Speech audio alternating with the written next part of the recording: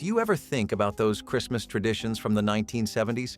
The ones so normal then that it feels shocking they are banned now? Those traditions shaped holidays with real trees, real risks, and a freedom families never questioned. What changed so much that those warm memories became off-limits? There is something almost unbelievable about how casually people in the 1970s placed real, actual, open-flame candles onto their Christmas trees. These were not the carefully flame-tested, heat-controlled candles people buy today for decoration. These were wax sticks with real wicks balanced on metal clips gripping dry pine branches that had been sitting inside the house for a week or more. When you think about it now, it feels like something that would only happen in a movie about daring wizards or medieval feasts, not in the average American living room where kids were running around in polyester pajamas that could probably ignite faster than you could shout for help. But back then, candles on the tree were considered charming, magical, and totally normal. Parents would dim the room lights, everyone gathered around, and the tree would glow with a warm flicker that looked straight out of an old painting. Nobody questioned the fact that the branches were one bad spark away from turning into a living room bonfire. People just focused on the beauty of it. Families trusted their instincts, their reflexes, and maybe a fire extinguisher somewhere in the kitchen. But safety rules tightened. Fire marshals put their foot down, and insurance companies probably started sweating bullets. Today, you will not see real candles anywhere near a public holiday display, and even trying it at home will earn you stern warnings from just about every adult you know. If there is one decoration that perfectly captures the 1970s in all its glittering glory, it is the infamous lead tinsel. These shiny metallic strands hung from Christmas tree branches like frozen waterfalls of sparkling silver, catching every glimmer of light and making the whole room glow. Kids loved touching them because they felt cool, smooth, and slightly heavy, almost like tiny pieces of treasure. Parents would let children toss handfuls of tinsel onto the tree like confetti at a parade, and the strands would cling beautifully to the branches in a way modern plastic tinsel can only dream of. The problem, of course, was that lead does not just vanish into thin air, and kids tend to put just about everything into their mouths at least once. Eventually, health officials discovered that a holiday decoration doubling as a toxic hazard was not the best idea. Lead tinsel disappeared almost overnight.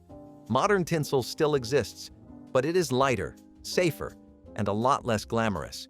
It does not drape with the same satisfying weight, and it certainly does not feel like contraband from Santa's underground laboratory. The nostalgia is real, but so is the relief. Taking a ride to see Christmas lights in the 1970s felt like a full-fledged adventure, mostly because kids were not sitting in seats at all. They were sprawled out in the back of the family station wagon, usually in that big open cargo area with zero seatbelts, zero restraints, and zero concerns. Parents would fold down the seats, toss in a blanket, and tell kids to pile in like puppies in a cardboard box. As the car rolled through neighborhoods glowing with lights, kids bounced around with every turn, every bump, and every tap of the brakes. You could lie on your stomach and press your nose to the back glass, point at every decorated house, or wave dramatically at other families passing by. It felt like a moving clubhouse, a private holiday fort on wheels. Today, this would earn every adult involved a lecture from the police and maybe a pamphlet about child safety laws. But back then, it was freedom, fun, and Christmas magic rolled into one bumpy ride. Imagine walking into a 1970s toy store and seeing shelves filled with unboxed toys you could touch, hold, wobble, poke, or occasionally break without anyone batting an eye. Stores actually expected this. Boxes were expensive, packaging was minimal, and kids were encouraged to try before you buy, in the most literal sense possible. You could pick up a toy truck, roll it across the floor, pretend it was racing down a mountain, and put it right back where it came from. There were board games with slightly bent corners because countless hands had opened the lids. The store was basically half showroom, half playground. It made shopping feel like an outing rather than a chore, and every aisle echoed with the sound of kids testing out whatever caught their eye. Over time, concerns about hygiene, liability, and the sheer chaos of it all brought this tradition to an end. Modern stores keep most toys sealed in packages thick enough to survive a tornado. But for 70s kids, unboxed toys were part of the holiday magic, a kind of preview party before Santa brought the real thing. Now here is a tradition that feels straight out of a vintage movie. Public school Christmas pageants featuring actual live animals. Real goats, sheep, and sometimes a donkey or two all marched onto the school stage like members of a very confused farm troupe. Teachers and parents believed it added charm and authenticity to the nativity scene, and honestly, it did. Kids were dressed as shepherds, holding onto rope leashes with varying degrees of confidence. The animals would occasionally try to wander off the stage, nibble on scenery, or make sounds the script definitely did not call for. You never knew if the next moment would bring applause or a goat chewing someone's costume, and yet everyone loved it. But as you might guess, animals on school property eventually raised issues about safety, allergies, sanitation, and a dozen liability concerns nobody in the 70s had even considered. By the time modern regulations arrived, the live animal Christmas pageant slowly disappeared, replaced with cardboard animals that obediently stay where they are placed, much safer than having a donkey wander off stage mid-performance. Back in the 1970s, school Christmas parties were like miniature bake sales powered entirely by moms, grandmas, aunts, and occasionally dads who believed their cookie recipes could bring world peace. Kids marched in with tin trays piled high with homemade fudge, warm cookies, brownies, popcorn balls, and mysterious desserts that always tasted better than they looked. Nobody checked ingredients. Nobody worried about allergies. The treats were made in kitchens with whatever cookware was available, and the only requirement was that it had to taste good. Teachers would set everything out on a communal table, and kids built plates that looked like sugar-powered monuments. It was festive, chaotic, and absolutely delicious. But as food safety laws tightened and allergy awareness grew, schools began banning homemade items altogether. Suddenly, everything had to be store-bought, labeled, sealed, and approved by modern safety guidelines. The homemade treat tradition was more than food. Families shared pieces of their culture in kitchens, all piled onto foldable cafeteria tables under twinkling lights. Today, it lives only in memory and holiday cookbooks with frosting-stained pages. If you were a child in the 1970s, you might remember the unmistakable roar of a helicopter approaching the mall parking lot, signaling that Santa Claus himself was dropping in like a red-suited action hero. This was not subtle. This was Santa arriving with the dramatic entrance of a rock star on tour.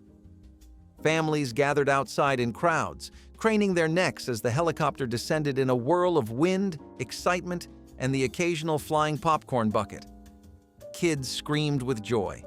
Santa stepped out, beard blowing sideways, waving like he had just saved the world.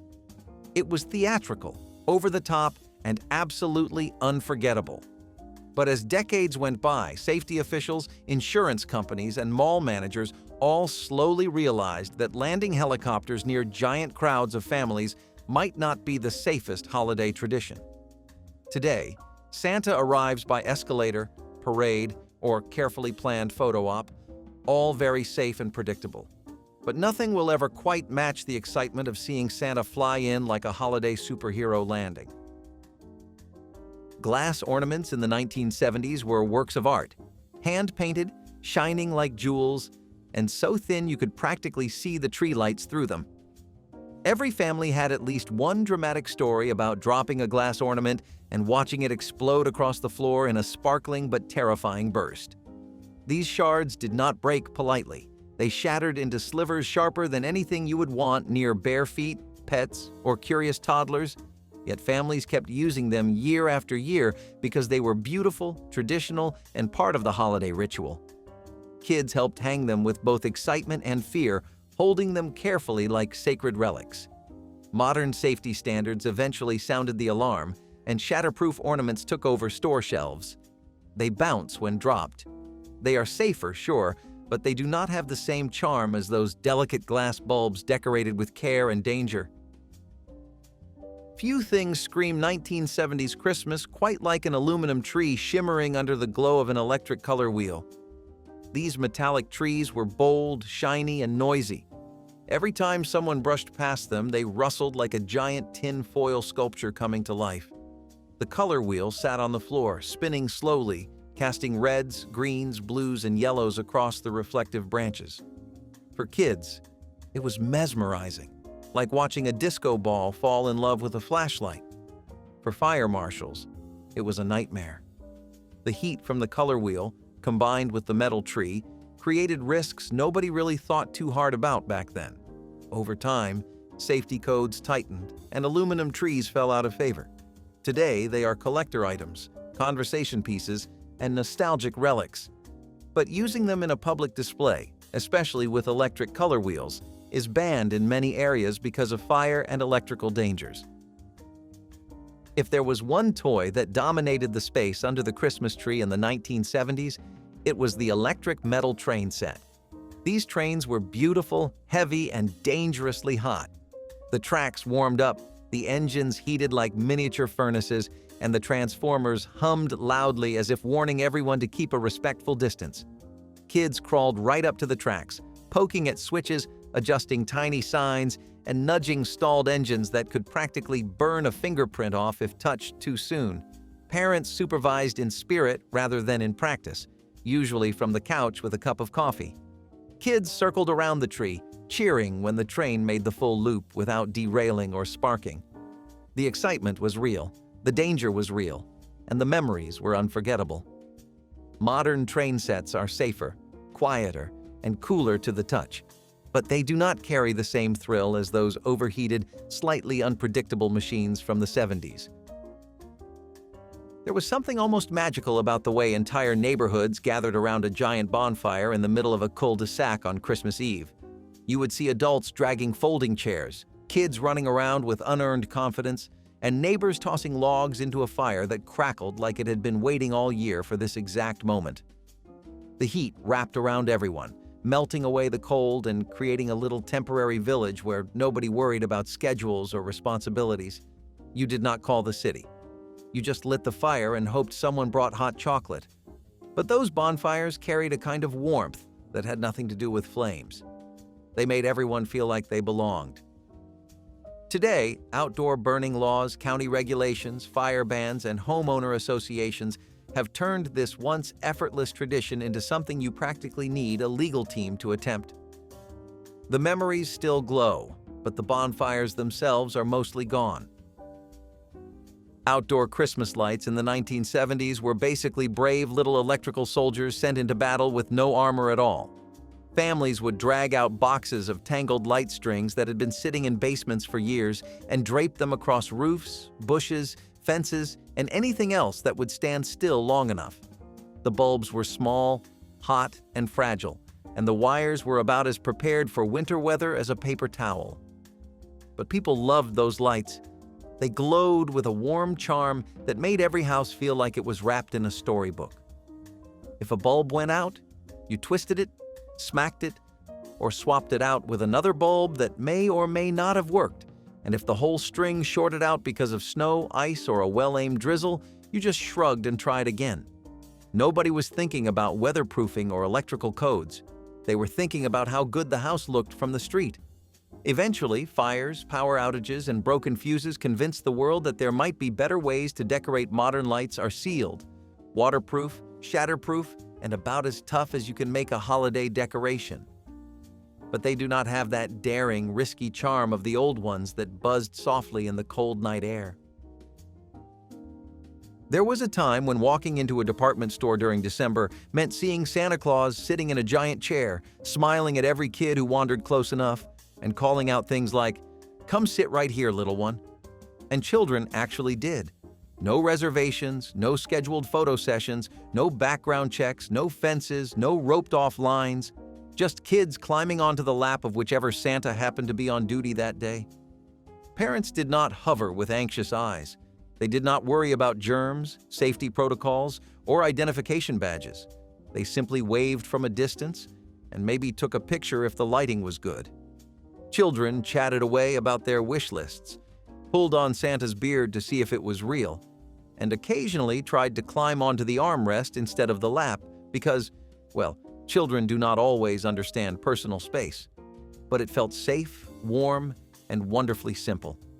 Today, however, malls need insurance coverage, employee vetting, training, and a whole system of rules just to allow children within 3 feet of Santa. It is not that the magic is gone. It is just that the world has new concerns and new responsibilities.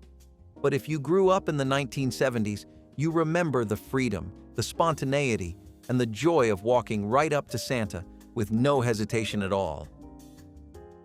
In the 1970s, Christmas decor often included something you would never see in a modern school, office, or public display. Real antlers and taxidermy families proudly hung antlers above mantels, arranged them with garlands, or even placed them on dining tables surrounded by candles. Taxidermy deer heads were decked out with wreaths, bows, or strands of tinsel that usually hung somewhat crooked but charmingly so.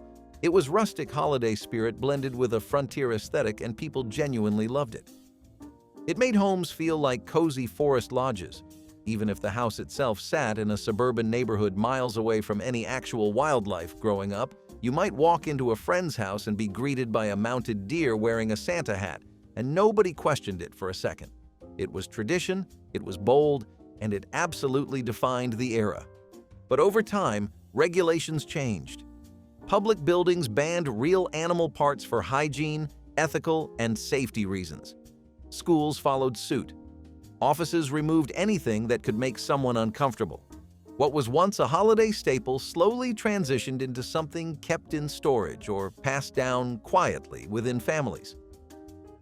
The trend faded, not because people stopped loving it, but because the world became more cautious about what belonged in public spaces. Still, those old displays carry a unique nostalgia that fake plastic replicas can never quite recreate. Church lock-ins in the 1970s were like magical little pockets of freedom disguised as wholesome community events. Parents would drop kids off at the church in the evening, wave goodbye, and drive away without a hint of worry. Inside, kids rolled out sleeping bags, raided snack tables, played games, watched movies, and told ghost stories long after midnight. Adults were technically present, but supervision was more of a suggestion than a rule. Most grown-ups spent the night chatting in a separate room or catching naps on pews, leaving kids free to roam the sanctuary like it was their own private clubhouse. There was something thrilling about being inside a normally quiet place after dark. The echo of laughter, the dim lights, the sense that everyone was staying up later than they were supposed to, it all added to the excitement. But as decades passed, liability laws, safety expectations, and child protection policies transformed overnight youth events into something far more regulated. Churches now require chaperone ratios, background checks, strict schedules, and sometimes even legal paperwork.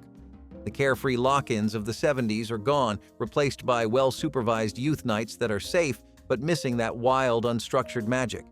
Yet anyone who experienced those old lock-ins remembers them as some of the purest holiday joy imaginable. Believe it or not, in the 1970s, kids actually used sparklers indoors during Christmas celebrations.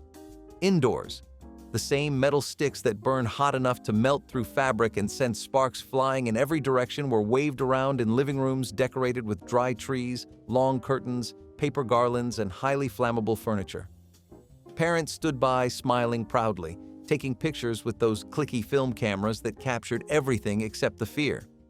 We imagine they should have had kids drew circles of light in the air, spelled their names, or tried to see who could hold a sparkler the longest before dropping it onto something they hoped would not burn. It was chaotic, exciting, and honestly a little unbelievable looking back. The smell of smoke mixed with pine needles filled the house, and someone always had a tiny burn mark on their sleeve by the end of the night. Over time, the fire hazards became too obvious to ignore. Fire departments, safety commissions, and probably a few insurance companies finally stepped in and collectively declared, maybe lighting metal sticks on fire inside the house is not ideal. Today, sparklers are outdoor only and heavily supervised, but the memory of that warm, sparkling chaos still glows in the minds of those who grew up in that daring era.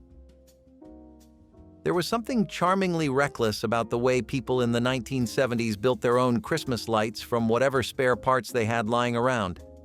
If a bulb did not fit, you wiggled it until it did. If a wire looked frayed, you wrapped it in electrical tape until it stopped sparking. Families created entire working light strings from mismatched components, leftover bulbs, and wires that probably came from a garage drawer filled with everything except instructions. The lights flickered unpredictably, buzzed quietly, and sometimes made the room smell faintly like warm plastic. But they worked, and that was what mattered. Kids were often the ones helping, passing bulbs to adults, and learning the delicate art of do not touch that part unless you want to get shocked.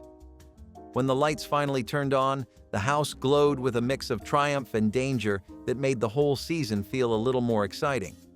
Modern electrical codes eventually made this sort of do-it-yourself wiring completely illegal.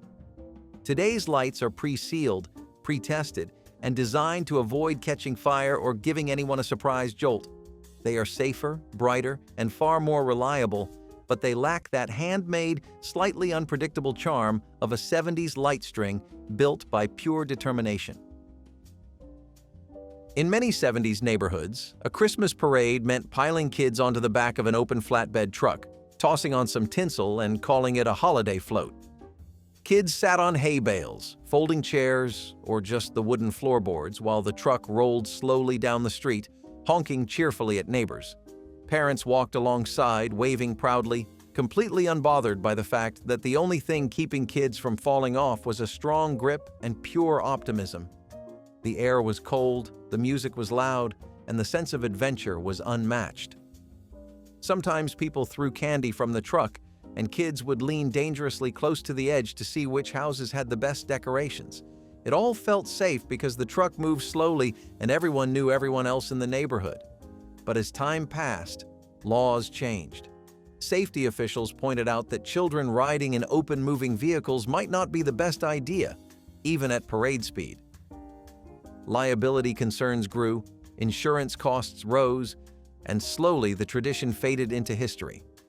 Modern parades use secured floats, railings, and supervised seating.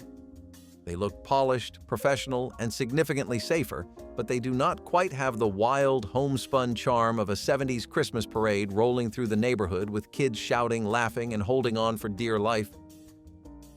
Before modern air fresheners came in every scent imaginable, households in the 1970s often relied on real mist lemons to make the house smell festive. These aerosol sprays promised a bright citrus burst that supposedly cleaned the air and added a refreshing holiday feel. Families sprayed them everywhere: living rooms, hallways, curtains, sofas, even bedding, without so much as a second thought. The scent was sharp, sweet, and unmistakably artificial in a strangely comforting way. Kids would walk through clouds of mist, waving their arms dramatically like they were clearing fog on a mountaintop. Nobody realized that some of the chemicals inside those cans would later be banned due to environmental and health concerns. Back then, it was just part of making the house smell fresh for visitors. Parents sprayed extra before company arrived, sometimes so much that the air practically tasted like citrus. Over the years, research revealed that many of these sprays contained propellants and additives that were not exactly healthy to breathe. They slowly disappeared from shelves, replaced with safer options. But if you grew up in the 70s, you never forget that strange lemon mist. The way it filled every corner of the house and made everything feel just a little more like Christmas. Even if it came with a chemical cocktail, no one knew about at the time. Walking into a classroom in the 1970s during December felt like walking into a miniature holiday carnival powered entirely by extension cords. Teachers decorated every wall, every corner, and sometimes even the ceiling with electric lights, rotating displays, glowing plastic figurines, and whatever festive gadgets they could find. None of it was battery-operated. Everything was plugged into a handful of outlets using extension cords that snaked across the floor like festive trip hazards. Kids sat at their desks only a few inches away from blinking lights that buzzed faintly all day long. The room glowed with warmth, not metaphorically, but literally, because those old bulbs heated the air like tiny lanterns. No one questioned any of it. Teachers never worried about fire codes or power load. They just wanted the classroom to feel magical. And it did. But eventually, schools realized that mixing children, paper decorations, and a dozen electrical cords might not be the safest combination. Fire marshals began inspecting classrooms more carefully. New rules prohibited most plug-in decor, limiting teachers to safer battery-powered items or none at all. Today's classrooms are neat, uncluttered, and much more fire-resistant. But they lack that chaotic, glowing holiday wonder that made 70s classrooms feel like a scene from a Christmas movie come to life. Back in the 1970s, every holiday gathering seemed to have one of those bubbling hot oil popcorn makers sitting right in the middle of the kitchen counter like a cheerful little volcano waiting to erupt. Parents treated these machines like harmless toys, even though they hissed, sputtered, and shook with the kind of confidence only a very determined appliance can have. Kids were often put in charge of popping the corn, proudly pouring in the kernels and oil, while adults handled more important holiday tasks like arranging cheese trays or chatting in the living room. The machine would heat up, and suddenly popcorn exploded everywhere, bouncing across countertops and sometimes landing on hands that were not quite fast enough to dodge. It felt exciting, a little dangerous, and totally normal. But over time, burns, spills, and safety concerns made people realize that unsupervised children plus boiling oil might not be the best holiday combination. Schools banned them. Many rentals followed. Now they sit in nostalgia-filled memories rather than on countertops. In the 1970s, the last week before winter break meant one magical thing in public schools. The teacher rolling in that rattling metal television cart and popping in a tape they recorded straight from the television at home. No permission, no license, no paperwork, no fear. Just a grainy broadcast complete with commercials, static, and those little network logos in the corner. Kids did not care. It felt like a private movie theater experience, especially if the teacher turned off the lights and let everyone sit on the floor. You could see students leaning forward every time Rudolph appeared or cheering when Frosty waved his broom. Teachers did not think of copyright rules. They thought of survival during a week when kids were already vibrating with holiday energy. Eventually, copyright enforcement tightened, movie studios got protective, and playing taped-off television films in classrooms became completely illegal. Now schools need permissions, licenses, and approved media only. But the memory of watching holiday movies on that humming classroom television still glows like an old Christmas bulb. Mall Christmas trees in the 1970s often looked like they had been dipped in a winter storm thanks to artificial snow foam sprayed directly onto the branches. This stuff came out of a can like whipped cream mixed with glue and sparkles, coating everything in a thick white layer that smelled faintly like chemicals and holiday spirit. Kids loved it because it made the tree look magical, like something out of a storybook snowstorm. Adults loved it because it covered up any empty patches in the tree. Fire marshals, however, did not love it. The foam dried into a fluffy crust that looked pretty but behaved like a flammable blanket waiting for a single spark, and malls were full of sparks, lights, wires, overheated outlets, and 1,000 eager hands touching everything in sight. Over time, indoor foam spraying was banned by many safety departments, and malls switched to safer decorations. Today, artificial snow comes in much gentler forms, but none of them capture that wild, theatrical winter effect of the 70s snow foam. If you grew up in the 1970s, you probably remember crouching in front of the living room fireplace, holding a marshmallow on a stick you found outside, and trying to toast it over an open flame without setting the carpet on fire. Parents were usually in the next room, wrapping gifts, folding laundry, or listening to holiday music, trusting completely that kids understood the complex science of not falling into the fireplace. The marshmallows dripped, sizzled, burst into flames, or fell directly onto the hearth where they hardened into sugary fossils. It was messy, risky, and absolutely delightful.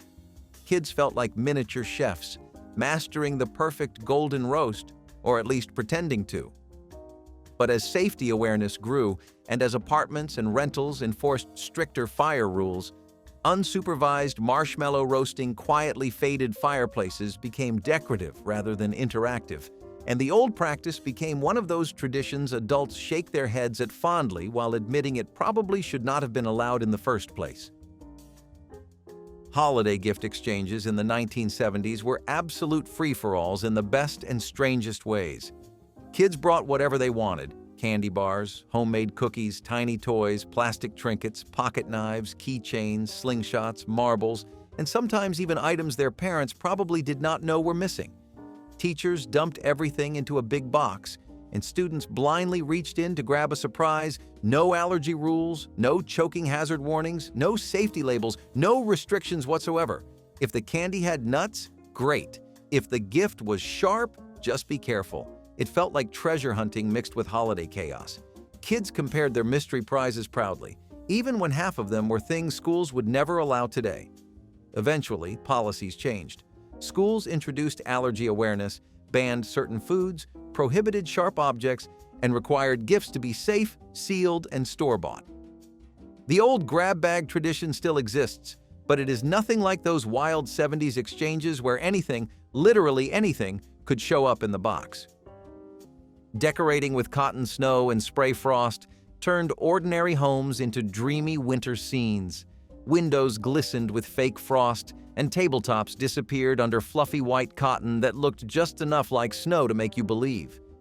It wasn't fancy, but it worked. It was Christmas magic on a budget. Children helped stretch out the cotton, tucking it around nativity scenes and toy trains. A few sprays from the frost can transform glass into icy wonder, the edges sparkling in the morning sun. Parents loved how simple it was, how a little creativity could turn the living room into a winter postcard. The smell of aerosol frost hung in the air, blending with pine and cinnamon from nearby candles. When the lights came on at night, the cotton caught every glow and turned it into sparkle. It didn't melt, didn't fade. It just stayed, soft and pure, until New Year's Day. Those cotton landscapes made even warm weather homes feel like the North Pole, one stretch of fluff at a time. Holiday television variety specials brought Hollywood glamour right into America's living rooms. Every December, families tuned in to see Donnie and Marie Osmond, Sonny and Cher, or Bob Hope singing, dancing, and sharing corny holiday jokes. The sets sparkled with glittering snow, and guest stars made every episode feel like an event. Kids watched for the music and costumes, while parents tuned in for the laughter and the comfort of familiar faces. There was something cozy about everyone, from pop stars to comedians, coming together just to celebrate Christmas. These shows reminded people that joy didn't need to be complicated. It could be as simple as a song and a smile. Even the commercials between acts added to the nostalgia, showcasing toys, Coca-Cola, and holiday sales that defined the era. When the closing credits rolled and the studio audience cheered, you could almost feel the warmth spill through the screen. It was pure holiday happiness, unfiltered and unforgettable. Tonka steel trucks were the heavyweights of the toy world, built tough enough to survive almost anything a child could dream up. These were not fragile plastic playthings.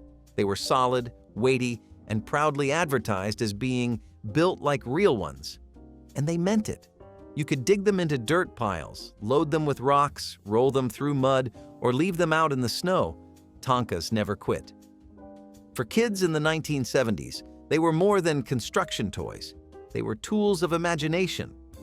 A backyard could become a construction site, a quarry, or a frontier road, all powered by tiny hands and big dreams. Every scratch in the yellow paint told a story of hard play and honest adventure. Parents loved them because they lasted forever, and kids loved them because they felt real. Tonka trucks taught a generation what durability meant, not just in toys, but in spirit. They were built to work, built to play, and built to last. Even now, decades later, the sight of a well-worn Tonka truck still carries the weight of childhood's proudest memories. It felt like freedom. Pulling into a gravel lot under the open sky, car windows rolled down, static-filled speakers hanging from the window. Drive-in theaters were the closest thing to magic many kids in the 1970s ever experienced. There was something cinematic about the whole ritual, even before the movie started.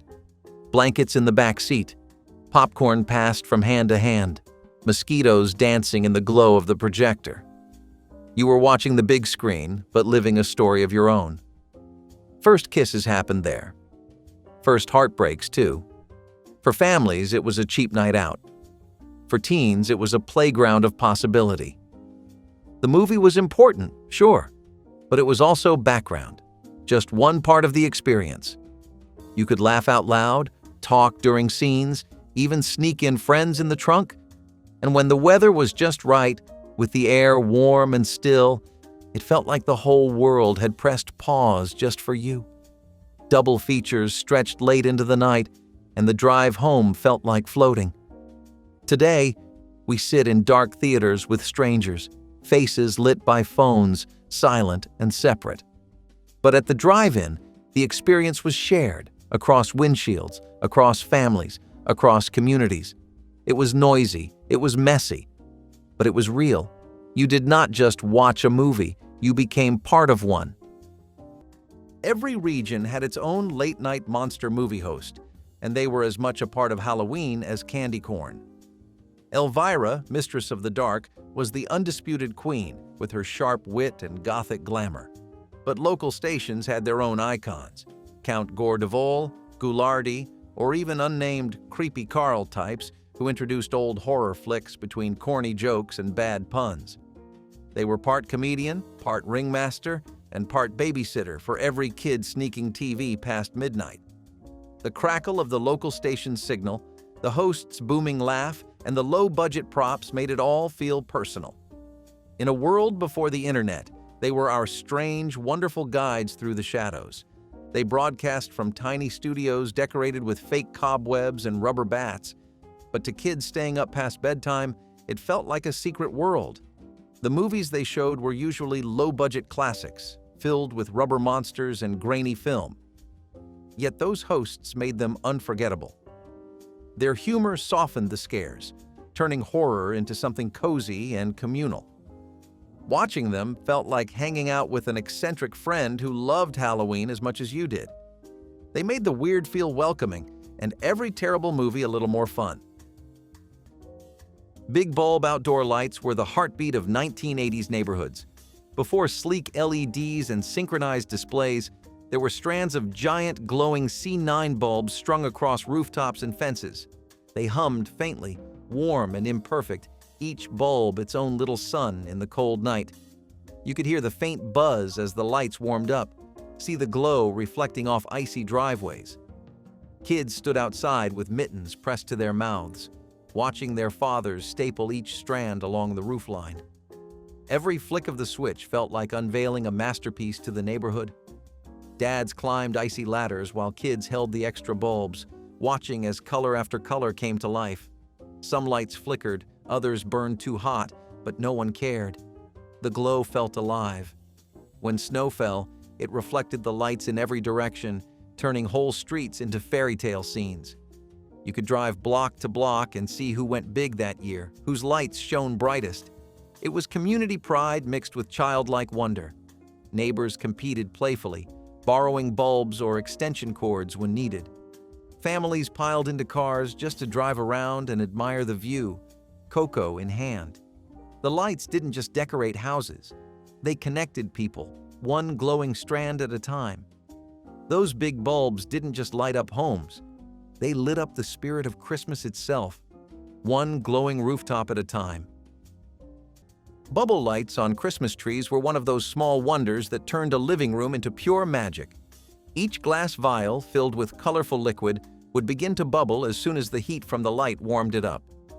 Kids would kneel by the tree, mesmerized by the gentle movement, watching the bubbles rise like tiny spirits trapped in glass.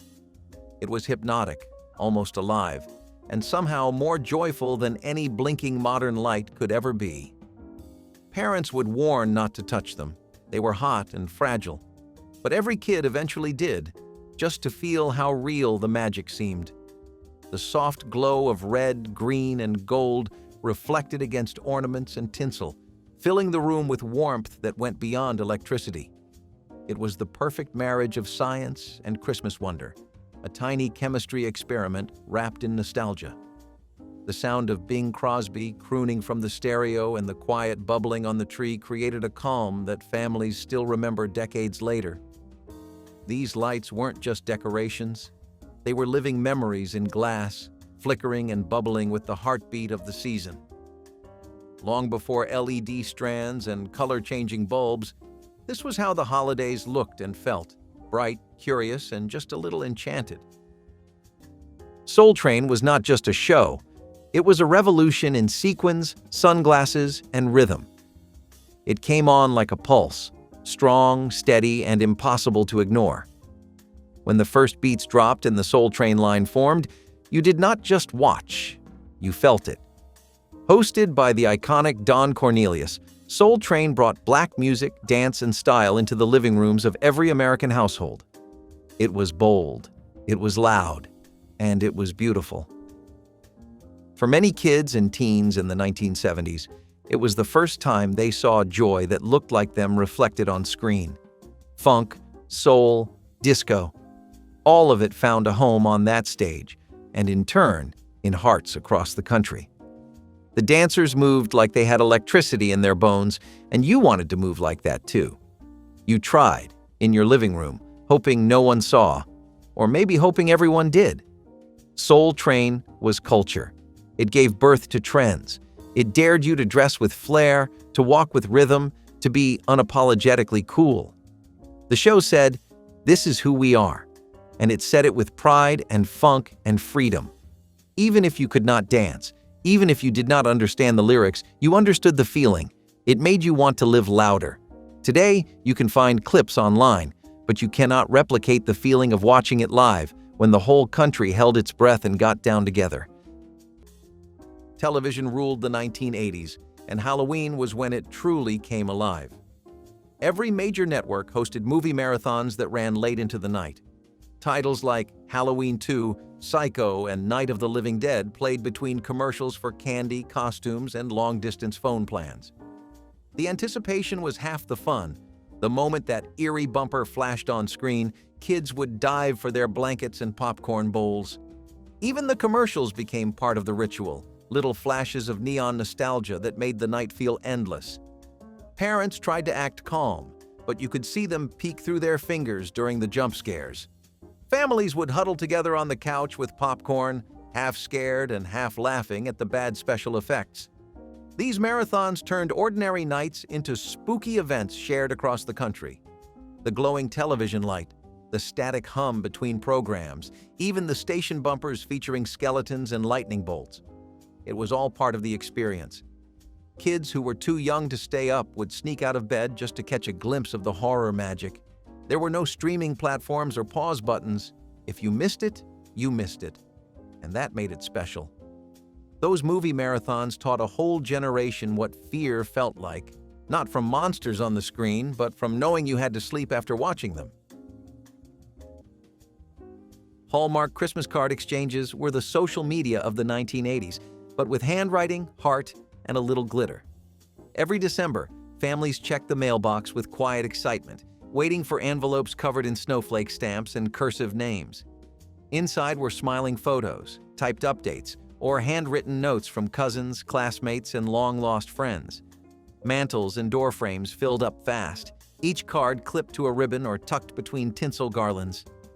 Mothers kept stacks of cards on the kitchen table, replying to each with perfect penmanship and a cup of cocoa by her side. The faint smell of ink, paper, and pine mixed with the hum of Christmas records in the background. It was a yearly ritual, each message a reminder that distance did not mean disconnection. Some cards came with sequins or pressed flowers, others with snapshots of families dressed in matching sweaters.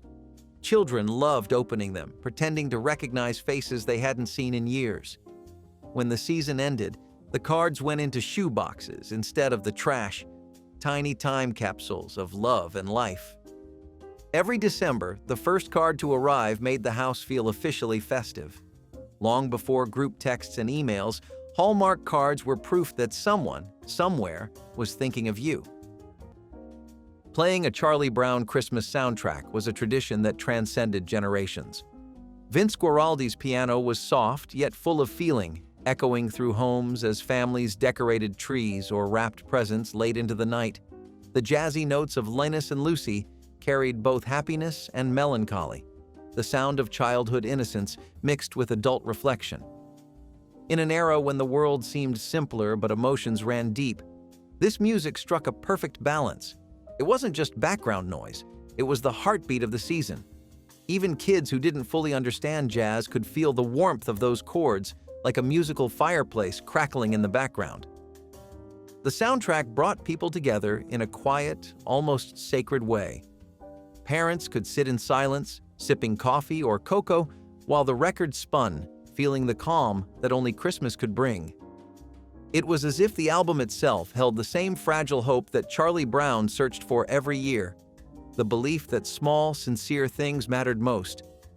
Hearing those familiar melodies today still brings back the soft glow of colored lights and the comfort of being together. It reminds us that Christmas isn't about perfection, it's about heart. The air smelled like spring and slogans. On April 22, 1970, something shifted. It was the first Earth Day, and it spread like a pulse through classrooms, parks, and communities across the country. Suddenly, children were planting trees, picking up trash, and learning words like pollution and conservation. In a time of war and political unrest, Earth Day felt pure. It was something everyone could agree on. The planet was in trouble, and it was up to the people to save it. Teachers handed out buttons. Posters popped up with cartoon animals crying. The message was simple: act now or lose everything. Families joined in. Local events featured music, speeches, recycling drives. Some kids even marched with handmade signs, their crayons bleeding in the rain. It felt important. It felt possible. For a generation that had grown up watching smokestacks and oil spills, Earth Day was a wake-up call. It told you that your choices mattered, that nature was not endless, that small actions could ripple into real change. And even though it started as a one-day event, it planted something bigger. It gave children of the 1970s a cause, a sense of power, and the memory of standing in a park, dirt on your hands, feeling like a hero, that never leaves you. If you were lucky enough to have cable in the 1980s, you knew that October on MTV was an event. The channel transformed into a non-stop Halloween party filled with fog machines, neon lights, and rock stars who looked straight out of a haunted house. Music videos from Michael Jackson, Alice Cooper, and Ozzy Osbourne turned every living room into a teenage vampire's dream. You could almost feel the static from the television in the air as your heart thumped to the beat of Thriller. Every segment felt like a glimpse into a world where Halloween and rock music shared the same soul. Even the commercials were cool, flashy promos that made you want to record everything on a blank VHS tape just to keep the vibe alive. VJs wore costumes, ran contests for the best homemade videos, and played horror-themed music countdowns that lasted all weekend. You would sit inches from the television, mesmerized by flashing lights and guitar riffs that felt rebellious and spooky at once. MTV's Halloween specials defined cool. They made the holiday feel electric, modern, and full of attitude. Watching them with friends meant you were in on something bigger, a shared culture of music, mischief, and creativity. For kids growing up in suburban neighborhoods, MTV turned Halloween from a night of candy into a full-blown cultural moment. Mischief Night was as much a part of the Halloween season as candy itself. Polaroid photos with mall Santas were the crown jewel of holiday outings. Whole families bundled into cars, clutching coats and candy canes, heading to the mall just to meet the man in red. The wait in line felt endless. Kids fidgeted, tugged at sweaters, and peeked around corners to catch a glimpse of Santa's glittering chair. Then came the moment. A quick smile, a cottony beard, and a Polaroid that developed right before your eyes. You could watch the picture fade into life, a little square of proof that you had been good that year. Parents framed them, stuck them on refrigerators, or tucked them into wallets to show coworkers. The photos were grainy, slightly off-center, but perfect in the way only memories could be. The lights glowed too bright, the fake snow glittered, and for a few minutes the mall felt like the North Pole. Those Polaroids captured more than just smiles. They froze time, preserving a world before smartphones and digital filters. Every blurry photo still carries the warmth of that moment when Christmas felt real enough to hold. The Yule log broadcasts on television were the simplest yet most comforting tradition of all. On cold winter nights, local stations would play an endless loop of a crackling fireplace, accompanied by soft carols and instrumental classics. For families without a real hearth, it gave the illusion of warmth and togetherness. The glow from the television filled the room, flickering like real firelight against tinsel and wrapping paper. People wrapped gifts, baked cookies, or just sat quietly while that gentle soundtrack played in the background. It was calm, unhurried, and deeply human, a rare moment of stillness in a noisy world. There were no commercials, no plots, no jokes, just music, fire, and peace. For many, it became a quiet ritual, proof that sometimes the simplest things carry the most meaning. Even today, replaying that humble loop can transport anyone back to a time when all you needed for Christmas was a little light and a little warmth. It started with a jukebox and a smile. When Happy Days came on television, the world slowed down for half an hour. Set in the 1950s but broadcast in the 1970s, it was more than nostalgia. It was a lifeline to simpler dreams. There was something comforting about Richie's earnestness, Potsy's innocence, and Fonzie's leather-clad cool. The Fonz was not just a character, he was legend. With a snap of his fingers or a bump of his fist, he could make machines obey and crowds hush. But under the charm, the show was about family, about friends, about figuring life out one lesson at a time. And for kids growing up in the uncertain shadows of Watergate and Vietnam, this fictional past offered a soft place to land. You could laugh, sigh, and believe, even if just for 25 minutes, that the world could be gentle again. Happy Days taught you about loyalty, about standing up for your friends, about first dates and heartbreaks and how to be kind without losing your cool. You knew the theme song by heart. It played like an anthem, reminding you that somewhere, life could be bright and filled with milkshakes and diner booths. Watching it now feels like stepping back into a memory that was never yours, but always felt like home. Teen Halloween dances in the 1980s were something out of a movie, literally. The gym was covered in orange and black streamers, paper bats hung from basketball hoops, and a fog machine turned the floor into a dreamlike swamp. The DJ played Thriller at least 5 times a night, and no one ever got tired of it. Couples slow danced under plastic skeletons, while teachers in vampire capes pretended not to notice kids sneaking soda from spiked punch bowls. Costume contests were the highlight, and the competition was fierce. You could not just show up in a mask, you needed lights, fake blood, and commitment. Even the shy kids got swept up in the excitement. There was something magical about the combination of cheap decorations, loud music, and the thrill of being seen in costume outside of class. It was goofy, awkward, and unforgettable, a night where everyone got to be a little wild behind the safety of makeup and masks.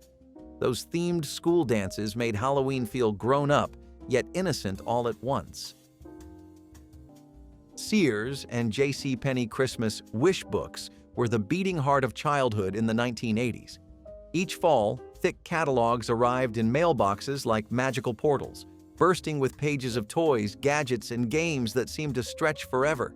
Kids would lie belly down on shag carpets, red markers in hand, circling everything their hearts desired. It was more than shopping. It was dreaming in color. Parents might not have had much, but that book let every child believe that anything could appear under the tree. The glossy pages smelled faintly of ink and paper, a scent that meant Christmas had officially begun. Siblings would argue over pages, each secretly hoping Santa, or maybe Mom and Dad, noticed the circles they made the biggest. Even when the toys never came, flipping those pages felt like owning them for a moment. Every living room had one copy by the coffee table, its corners worn from weeks of use. Long before online wish lists, this was how magic was imagined, with pen, paper, and hope. Sears and JCPenney might have been stores, but to every child who opened that book, They were gateways to wonder. For every kid who ever dreamed of speed, Hot Wheels track sets were pure heaven. Those bright orange strips of plastic stretched across living rooms and hallways, looping, curving, and soaring off makeshift ramps. The sound of a tiny die-cast car hitting the track was enough to make your heart race. There was an art to it, getting the loops just right, testing gravity's limits with every twist and jump. And when two cars raced side by side, it felt like a miniature world championship unfolding right there on your carpet. You could build your own course, challenge your friends, and spend hours fine-tuning every jump.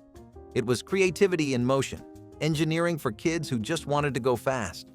Parents might have tripped over tracks and cars, but to children, that clutter was a sign of greatness.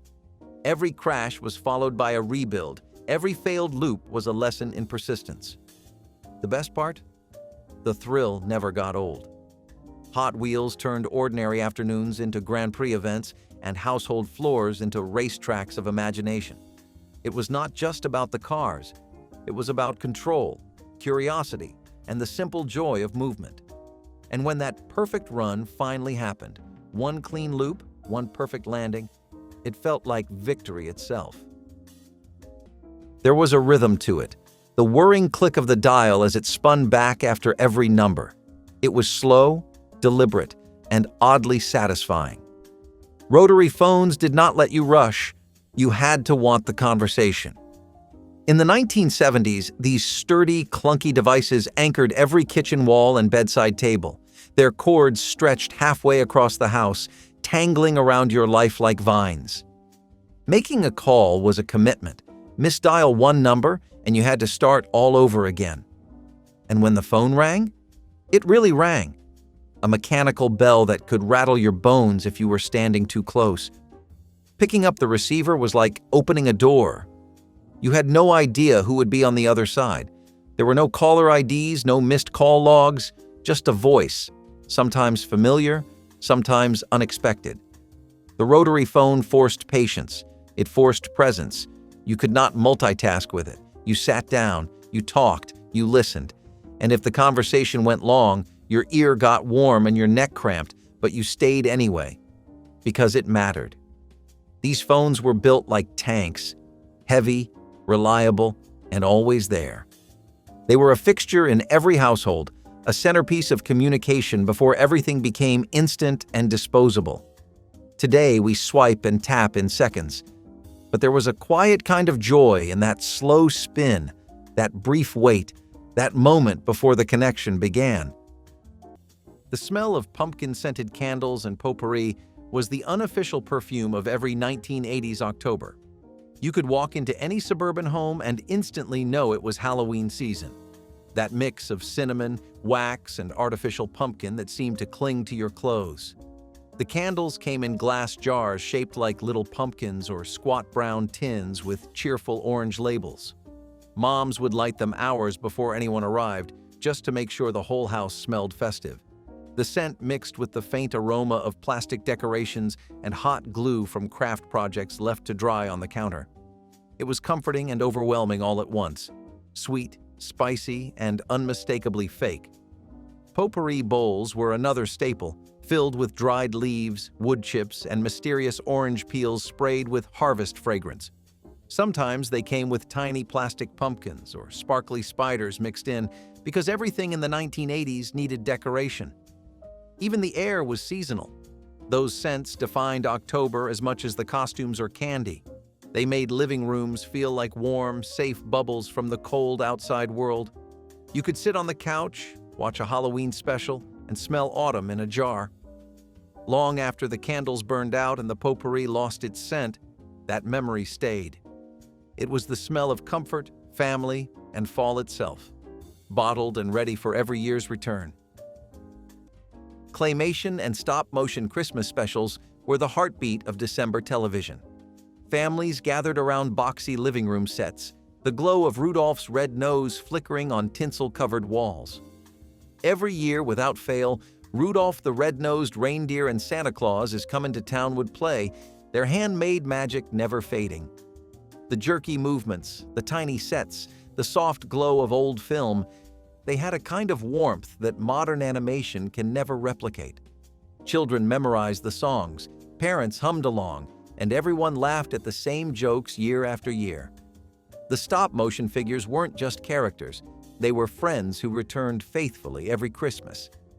Commercial breaks were part of the ritual, a chance to grab Coco before returning to the story.